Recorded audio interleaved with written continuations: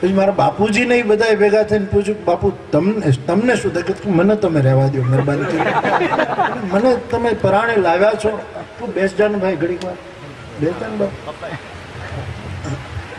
તો પણ બહુ આગ્રહ કર્યો કે નહીં બાપુ તમે સાધુ છો ને તમે તો રામજી મંદિરના પૂજારી ને તમને તો કંઈક દેખાવું જ જોઈએ ને. ઓકે, સાવ સાચી વાત કરું, શું આ દીવામાં ઘી પૂરો, નહીતર આ દીવો મને ઓલાતો દેખાય. મને નથી ઘોડો દેખાતો, નથી નેત્રાદે દેખાતા, નથી હાટી ભરજી દેખાતા. ભરજી આવું ટૂંકમાં આવી વસ્તુમાં આ જાથાવાળાને તો ખબર હશે. હું એવી પરંપરામાંથી આવું છું ને એવો મોટો સમાજ અમારા સૌરાષ્ટ્રમાં રહે છે સાધુ. અમે કોઈ દિવસ ઉત્તર ક્રિયા નથી કરતા, નેવર. અમારા કોઈ પિતૃઓની પાછળ ઉત્તર ક્રિયા અમારો છોકરો નહીં. અમારે લગભગ કોઈ જુવાન મરે જ નહીં, મર્યું હોય તો કોઈની પાછળ લીલ ન પરણાવી આવે. ત્રીજું, અમે કોઈ દિવસ ઘરનું વાસ્તુ નથી કરતા. હું તલગાજરામાં હમણાં નવા મકાનમાં મેં કીધું અમે વાસ્તુ જ નહીં કોઈ દિવસ. એનો અર્થ તમે જે કરતા હોય એને હું કાંઈ બહુ ઓલું નથી, હું જે કરું છું એ કહું, એમાંથી તમારે જે સમજવું એ સમજવું. પણ અમે વાસ્તુ નથી કરતા, અમારી કોઈ ઉત્તર ક્રિયા નથી, અમે કોઈ જ્યોતિષમાં માનીએ નહીં, અમે કશું.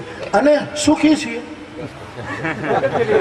આ જાથાવાળા જેટલા છે અમે જથ્થાબંધ સુખી છીએ, બધા સુખી છીએ, કોઈનું આંખ માથું દુખતું નથી.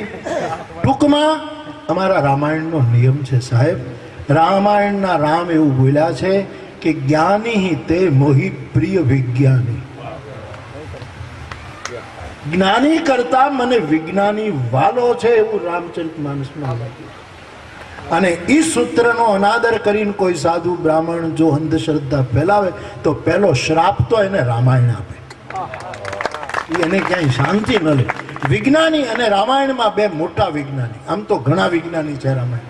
પણ હવે શું થાય, આ શ્રદ્ધાનો વિષય એટલે અમુક લોકો એ ગ્રંથને અડે જ નહીં. એ કે એમાં શું હોય, પણ એમાં બહુ છે. તમે ક્યારેક અશ્રદ્ધાથી પણ એને અડો, એને જુઓ પ્લીઝ. એમને તમે નહીં મૂકી દો કે આ ગ્રંથો બધા ગુણવંત શાહ, સુરેશ દલાલ, ચંદ્રકાંત બક્ષી અને હું ઘાટકોપરમાં એક જગ્યાએ અમારે વિનુભાઈએ એક કાર્યક્રમ રાખેલો, એમાં બધા બોલવાનું હતું, એમાં શ્રદ્ધા વિશે. ત્યારે ગુણવંતભાઈ પણ સંમત હતા, એણે પણ એવા શબ્દો કહે, આ જગતમાં અંધશ્રદ્ધા ચાલી શકે જ નહીં. કોઈ ઋષિમુનિઓએ અંધશ્રદ્ધા ચલાવી નથી. વચ્ચેના કાળમાં જે બન્યું હોય મને ખબર નથી. એમને ક્યાંય ભૂત મળ્યું નથી, હૈદરાબાદ સુધી ક્યાં ડાકણ મળી નથી. હું એ રખડ્યા જ કરું છું, હજી સુધી મને ક્યાંય ભેટો થયો નથી. અને ભૂતનું તો મૂકો, મને ઘણા એમ કે બાપુને હનુમાન મળ્યા. મેં જાહેર મેદાન, મને કોઈ હનુમાન બનમાન મળ્યું નથી. આ બહુ સીધી વાત છે. તમે શું કામ કારણ વગરના દુઃખી કરો છો? પ્રેમથી જીવો, સંવાદથી જીવો, વિવેકથી જીવો. ઘણા લોકો કે તમે એક હનુમાનજીનું ચિત્ર જોયું હશે, રામનામી ઓઢી છે, રામાયણ છે, પગના વિકલાંગની જેમ નળા વળી ગયા છે, હાવ વૃદ્ધો હનુમાન વાંકો વળી ગયો છે. એવો હનુમાનનું એક ચિત્ર બહુ પ્રસિદ્ધ થયું. બધા જ કે મોટા મોટા અમારા કથાકારો, વિદ્વાનો બધા એ ચિત્ર રાખે, આવું મેં જોયું.